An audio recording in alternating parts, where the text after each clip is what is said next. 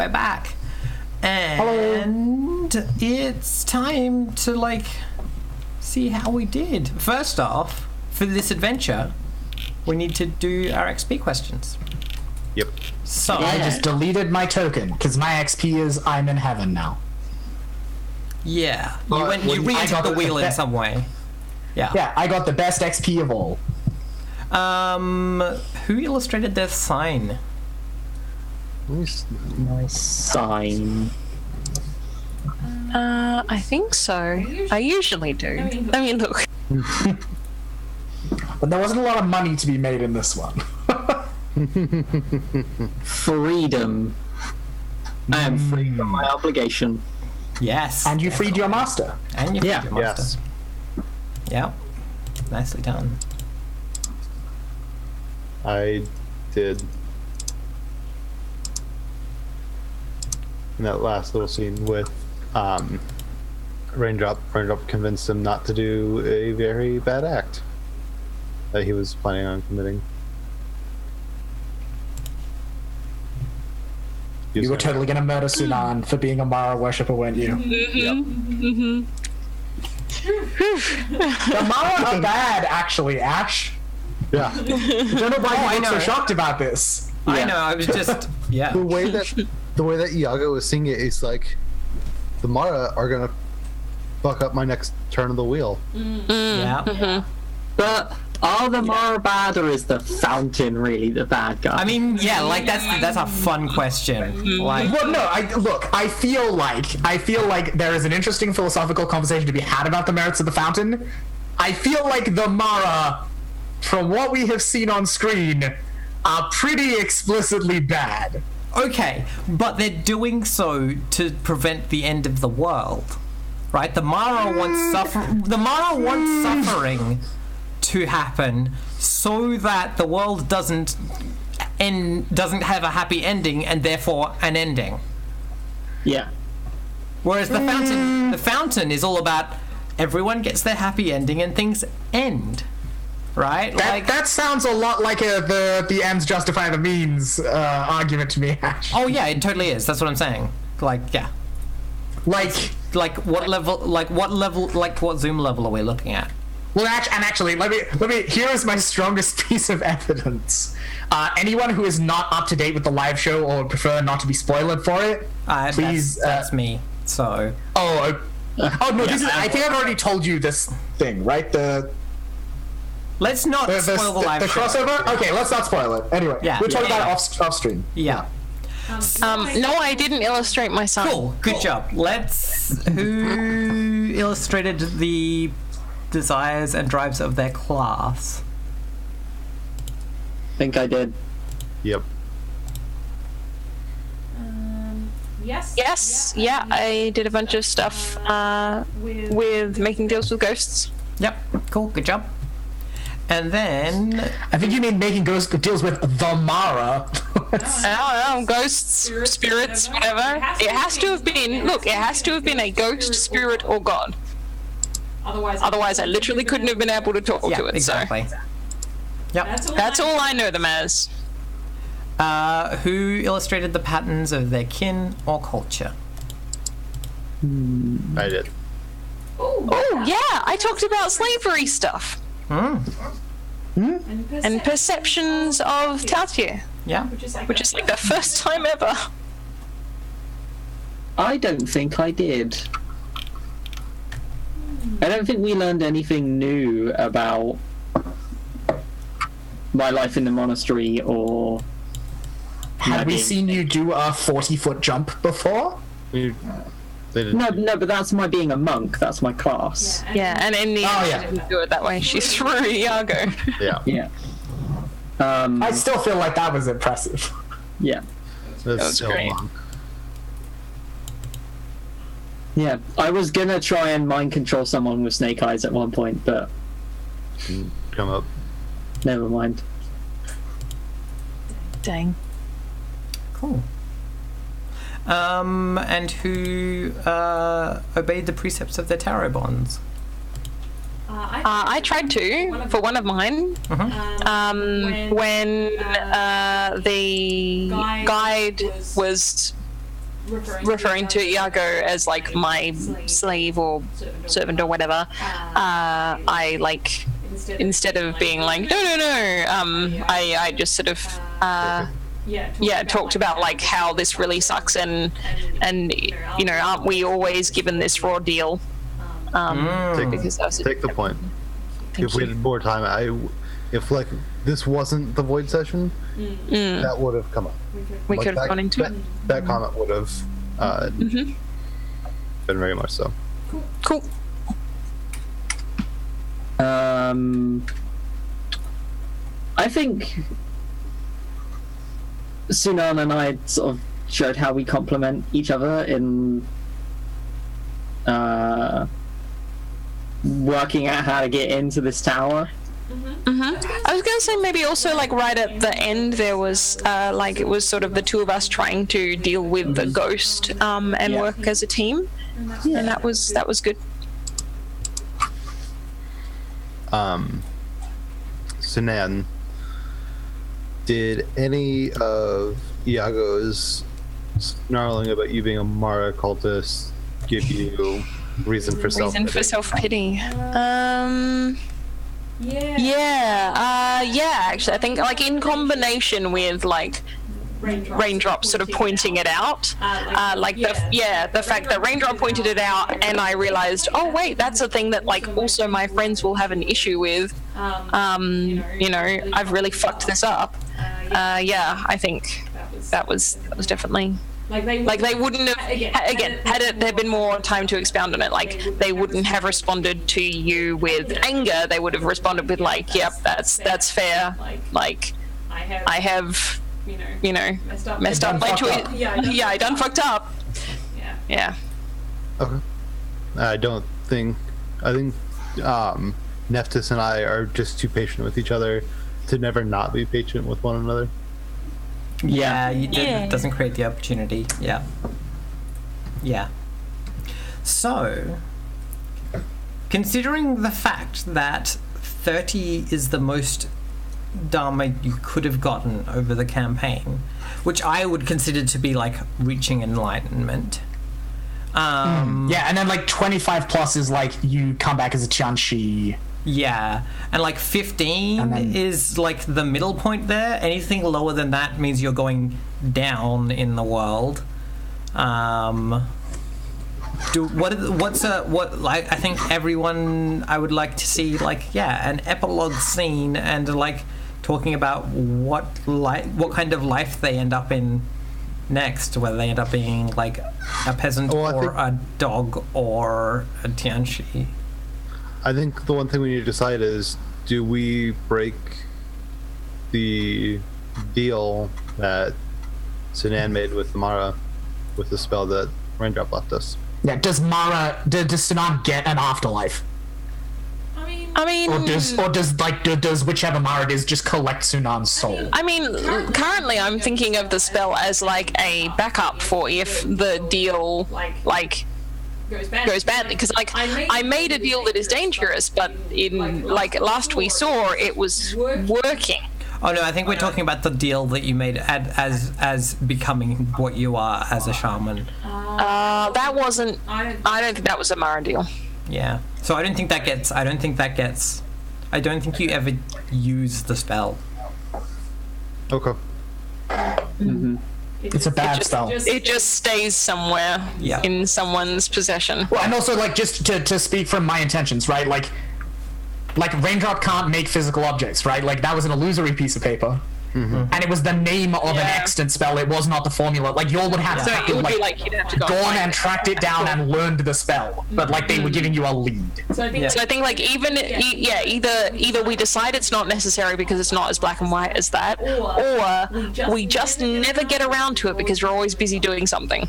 I love both of those. Like, I like the idea that like, oh yeah, you absolutely did make a bad deal with Amara, but we just kind of never get around to fixing that problem.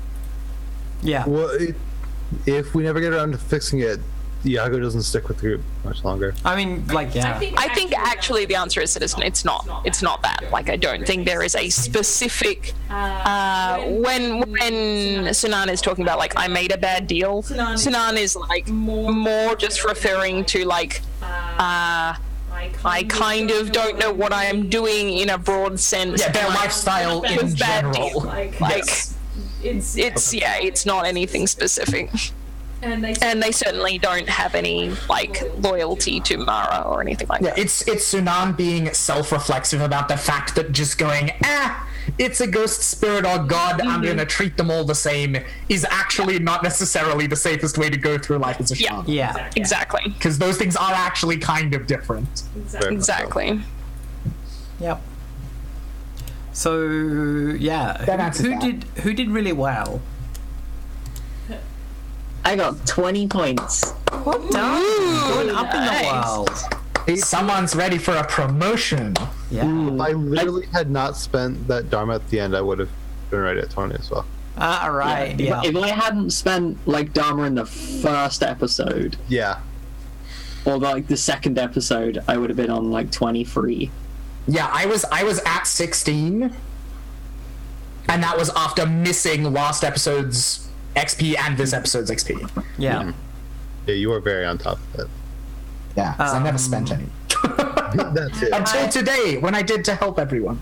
So I know what Raindrop's reincarnation looks like. But if someone else would like to go first, that's also legit. Do you want to take us through Raindrop's reincarnation because you're the first through the door? Yep. Yeah, so Raindrop.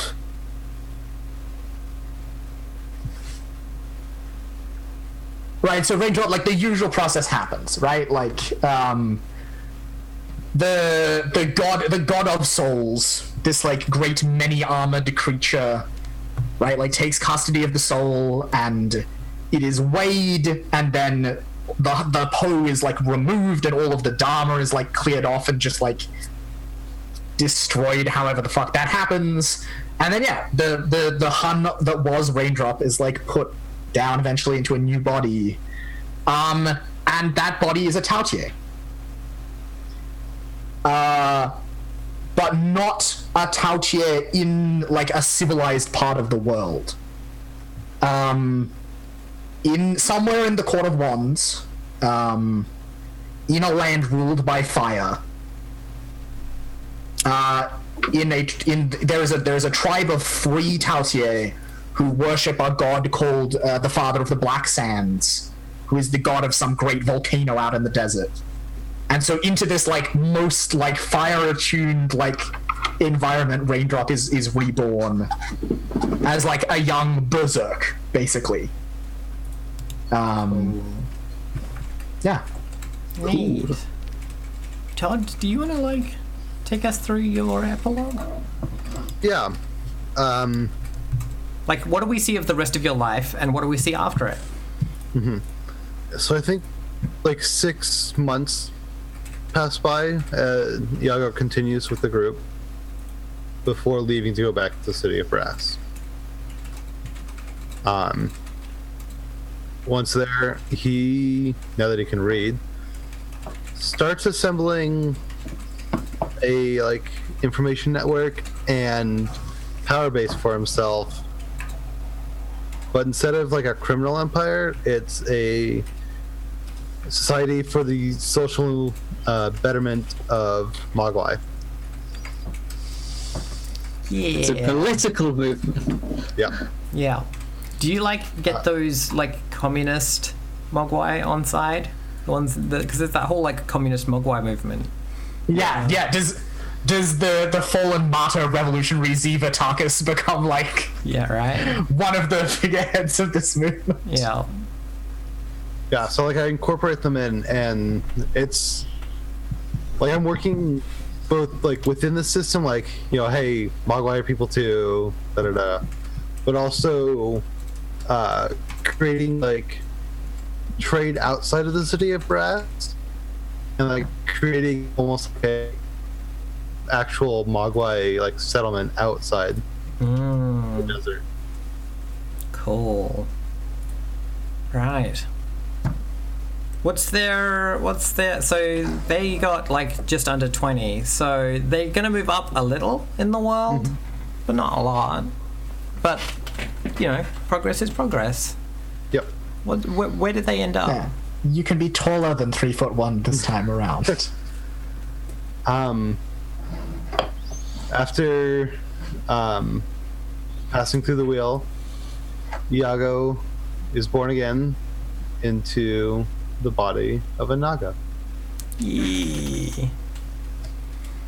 I like it. Nice. Yep. Well, on that note, Nephthys.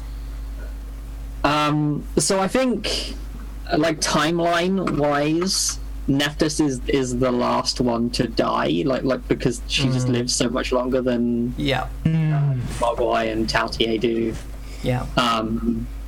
And so we don't see anything of Nephthys, of the rest of her journeys with the other two. We see Nephthys like 100 years later, as this wizened, and Naga just keep growing. So she's like really, really big at this point, and she's back in the monastery, and she's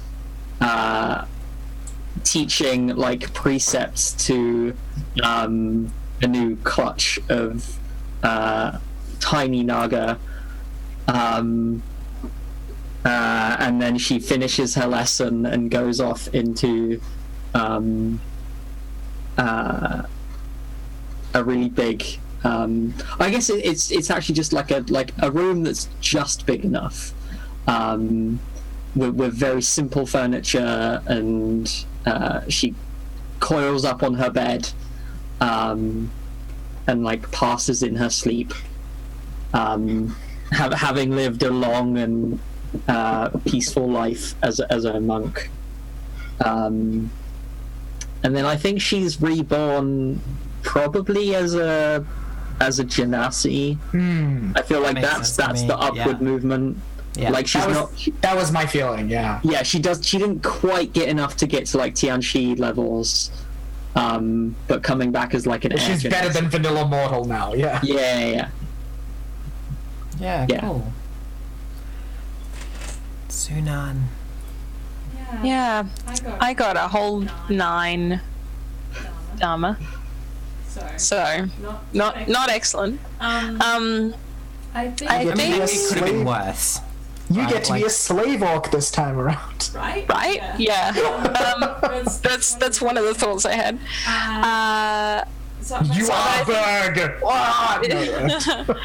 I think as far as like the kind of like last scene that we would see of like Sunan's like life, like current incarnation, they are like quite old, not like ancient, but like fairly far on, and I think we would see them like in like quite a nice house that is too large for them, that is like filled with sort of nice but like meaningless items.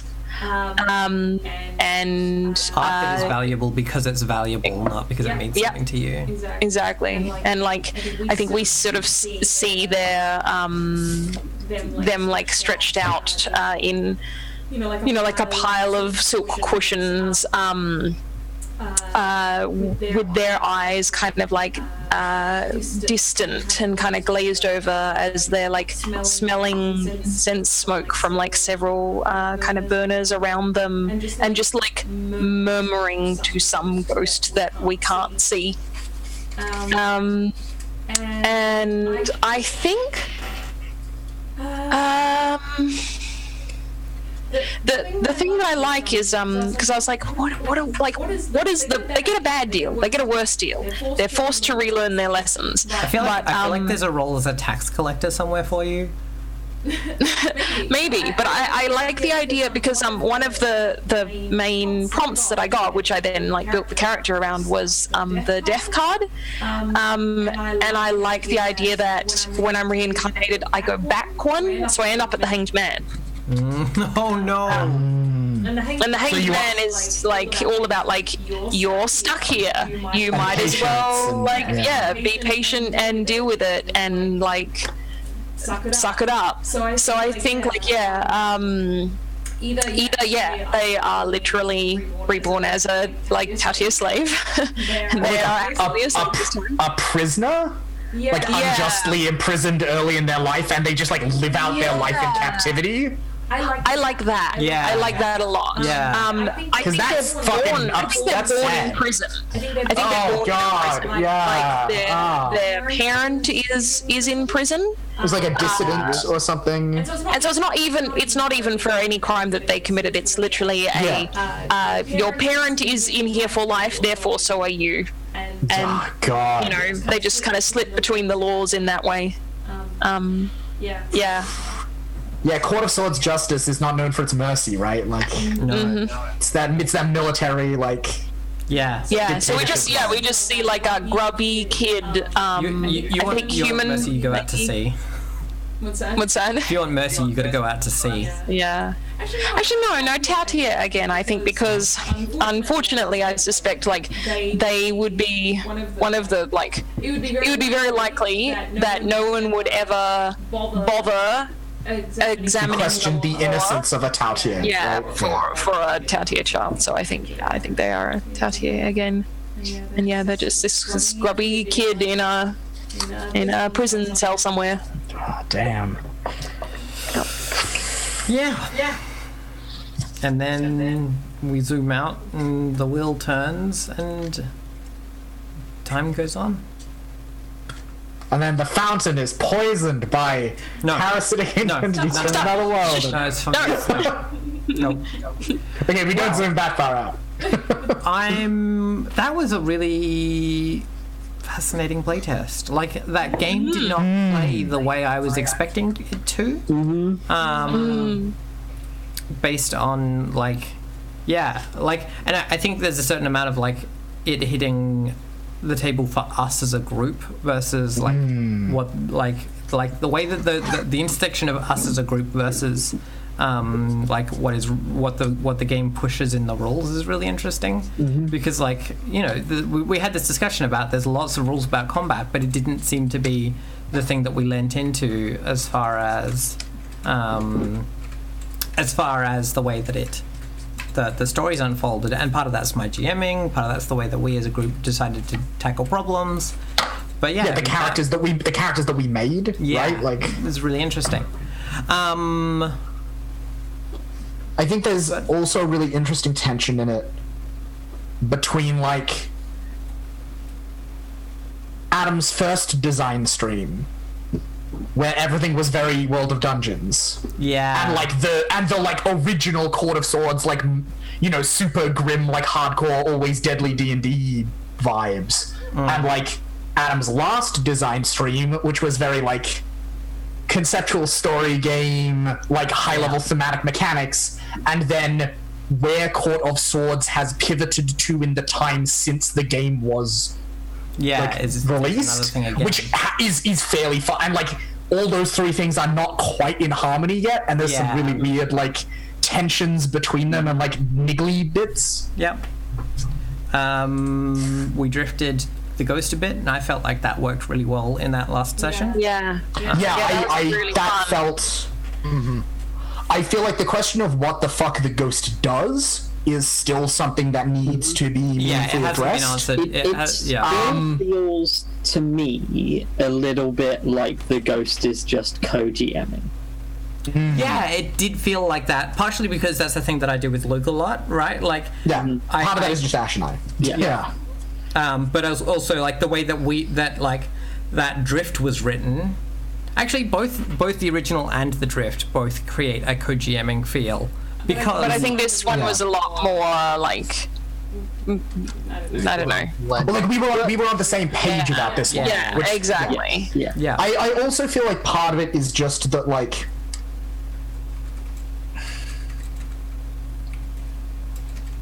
without like a clear guidelines and explicit motivation of its own, it's like the natural tendency of the ghost player is to interact with the narrative as a whole, and at that point with this tool set they just become a co-GM. Exactly. And also I feel like very strongly the answer is for a number of reasons, like the ghost should still be drawing cards and accruing Dharma. The other element of that is that the ghost isn't under threat, right? The other players are under threat That is from true. the world, and the ghost has no risk at them. The other thing That is with true. drawing cards and creating tarot bonds is how does a player How does a living character? interact Yeah. with the ghost? Yeah. Exactly. That is a good question. That's another But that's a design question. Yeah. yeah, it's a design question. But like, I feel like the ghost needs some kind of like strong, specific goal setting Yeah. and incentive mechanic for that thing. Yeah. Because like, otherwise all there is this very circular play where I know what my prompts are to get more energy, and so I spend my energy trying to put the party in situations where I get more energy, Yeah. but it doesn't go anywhere. Yeah. And so the natural place to look for meaning outside that is the narrative as a whole. Yeah. Yep. I think there should be, like, I think that the ghost should maybe interact with Dharma in some way, but in a different way to Yeah, mortals. totally. Yeah. But anyway, Look, I like the idea of like the ghost sets a bunch of like strong, clear, straightforward, like emotional goals regarding like closure with the other characters. Yeah. Yeah, and yeah. gets Dharma for like resolving the baggage Yeah. from their life. yep, that makes sense to me. But all up, that was a really fun game. I feel like we Yeah. got better at playing it as we went along. Like, Yep. I definitely felt like I got better at GMing it. Yeah. That was definitely a thing. I think this is going to be a really interesting game once there's actually like a GMX section to the Yeah, exactly. And once the Dharma stuff has more story, because at this point the motivation to save Dharma relies upon the players just choosing to invest in that part of the game. There's no mechanics to hook them into giving a shit. Yeah, yeah. And so like I think once that happens, then that tension of like, well, do we spend Dharma or do we save Dharma? And like, oh, I feel like that central tension will become more of a thing. Because the really interesting thing about the Dharma system is that Dharma, like, is that you can. There's the question of like, what does victory look like outside of? Is it that you get a good reincarnation or that you get a good this life? Yeah, right, and that's and I think that tension can be wound up a little more. We very much had that in this party as well. Yeah. Yep. Yeah, totally. And like on 3 spectrums too, because like I could have saved Raindrop. Yes. Like all I needed to do was spend 3 Dharma, and I could have turned that miss into a 7 or 9. It never occurred to me to do so. Yeah. Because I had spent long enough in Court of Swords as a setting that I had just invested so deeply in like the Dharma and the reincarnation being like the important thing that I just like it never occurred to me that I could do that. Yeah. Yeah. And it's interesting though because you died, you couldn't get more Dharma. So like it would have made there is an incentive there to like use Dharma to save your own life. To spend a little bit to save it for now, which again, like I think is like from a currency perspective is an issue, because it means that like there is motivation to spend Dharma rather than accepting your fated death, so that you can keep on accruing Dharma. It's interesting, but all up. I think I really enjoyed the vignette-y nature of that. Yeah, that was really cool. I really enjoyed... Yeah, that was one of my favorite things. Yeah. I think some guidelines... Because, I feel like that kind of play was really good. And, like, whether that would be, like, you're all in a dungeon. There's, like, 5 sections to the dungeon, and they're all, like, thematically, like, associated. Or, like, you're all on a quest or whatever. Like, that structure was really good. Yeah. As a GM, sorry. No, Todd. As a GM, I would have a lot of trouble not vignetting, if let's say we end the season of Cups and go into the next one, like making that transition as if it's just the next day in play, seems like it'd be very hard to do. Yeah. Well, because it does say like I for each really liked how we just ended. It ends when it ends. What happened? That was it. What happened. We don't know. I think I also really like the fact that we ended up with that pattern, like we all sort of bought into that idea at the start of, at the end of each one, we failed to do the thing we set out to do. Like that was what, and that's why it prolonged. We knew how we were going to end, so it kind of didn't. It sort of also leaned into that, in that it really didn't matter where we had to end the session, because all we had to do was end it with failure. Like it was much easier to find a way to fuck it up. Failure we did. Yeah. And I really liked the spellcasting for the wizard. Yeah, that was really interesting. You played it very well. I nearly. I didn't feel like as a GM that I was like, I was looking for opportunities to use it against you, and like you played it so well that I was like, Yeah, and like I feel like the really clever thing is that it did what it was meant to, in that like, because I was being so careful, I wasn't like just like breaking the physics all over the shop and like just destroying the universe. And I'd be really interested next time when I play this again. I think I want to be a cleric. I want to have fun with the miracle rules, because I think this would be really cool. Yeah, definitely. So, that brings us to the end of things. I think it's time to do some shout-outs. Emily. Hi. I'm Emily. I am a filmmaker and an artist. You can hire me to make art for your game, or of the characters in your games, or indeed real people in real life. I do portraits of real people too. You can follow me on Twitter at BlackWallSays, and you can check me out there if you would like to commission me. I also have a Patreon now, which is patreon.com/Blackwall. So if you want to see like my sketches and behind the scenes film stuff, and get access to the maps that I make for my role-playing games, you can do that there. Thank you very much. This was super fun. Cool. Ashley. Yeah. Hey everyone, I'm Ashley Nova. You can find me on twitch.tv/AshleyNova, where I play video games and talk about RPGs and gay stuff, and have a talk show called The Trans Agenda, which is really great. And you can follow me on Twitter at Ashley_Nova_. I also thought this was great. This was very, very good. Yeah. I'm gonna miss my cute snake girl. Yeah. I mean, like, she could show up in other things. Iago. Todd. I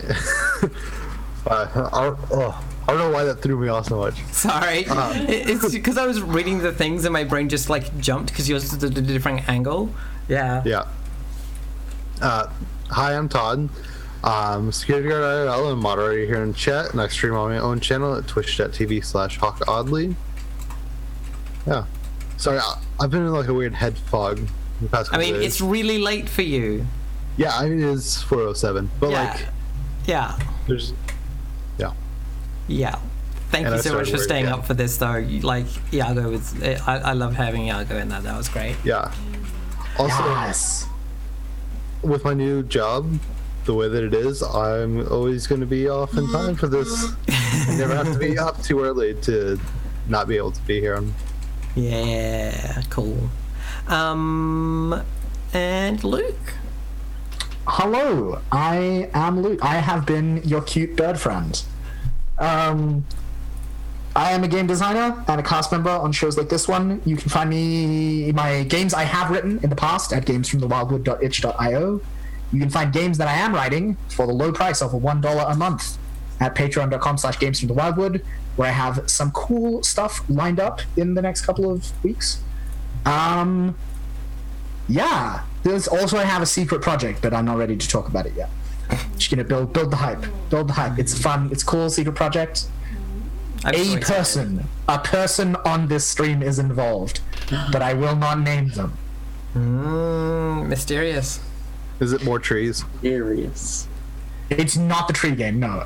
You should go and buy my game about trees. It's very cute and fun. Yes, it's really Only fun. only $5. Thank you, Todd, for giving me the opportunity to show. Very fun time. I mean, there are trees in it, but it's not the tree game. That's all I'll say about my secret Of project. course, there are trees in it. Cool. Have you met you? Fair. I'll own that. Literally games from the wild wood. Yeah, right. I have a brand! Yeah. And yet my first two games were about the ocean. Like, I mean, true. Yeah. Where there are no trees. What are you doing?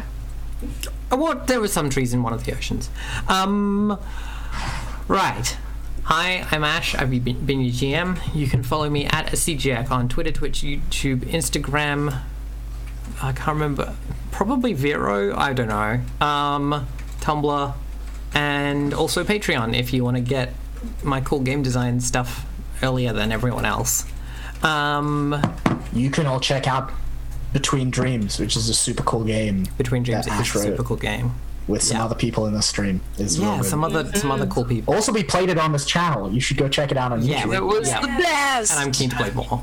It was very sad, but also very happy. As far And very as good. what's happening on this channel, hit the follow button if you haven't already, because Wednesday is cave date, and then Saturday I'm going to be playing some PC games, probably Hand of Fate 2, maybe Caves of Cud, maybe Armello, we'll see. And then on Sunday, friends, is the first episode of The Republic with Luke and Keeters and Sean Nittner and Andrew Gillis, and I'm really, really excited about that one. It's taken me a really, really long time to get the nerve up to play The Republic on my own channel, because like it's a tense game, and like if I'm GMing it on my own channel, it's all on me, so it's gonna be fun, and I'm gonna gonna be amazing. sweating bullets, but I have an amazing team of players, so that's gonna be great. And then I'm gonna be a firebender. yeah. And then on Monday in this slot, I think we've decided now that we're going to have another game of In Which We Live and Breathe, because it's my favorite thing at the moment, and Backup Street Shit Kids is really hard to organize at the moment, so it's gonna happen. So hang around for that, but in the meantime, thank you so much for coming, and we'll catch you later. Bye.